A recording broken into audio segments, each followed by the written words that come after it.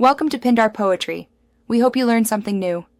In this video, I will explain how to set up purchase orders in QuickBooks. First, navigate to your company settings and locate the Expenses or Purchases section. Here, you'll find the option to enable purchase orders. Make sure this feature is turned on. This initial step is crucial for creating and managing your purchase orders effectively within QuickBooks, allowing you to track inventory and vendor purchases seamlessly. Now that purchase orders are enabled, let's create one.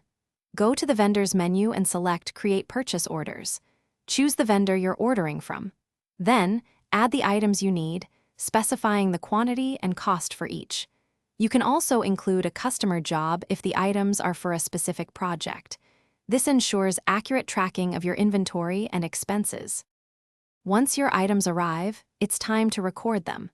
In QuickBooks, you can receive items against your purchase order. If you receive a bill with the shipment, you can enter it directly. Make sure to link the bill to the original purchase order. This step updates your inventory and creates an accounts payable entry, ensuring your records are accurate and ready for payment processing. Finally, effective management of your purchase orders is key. Regularly review your open purchase orders to stay on top of outstanding commitments.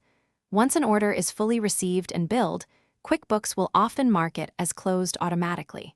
However, you can manually close any partially received or canceled orders.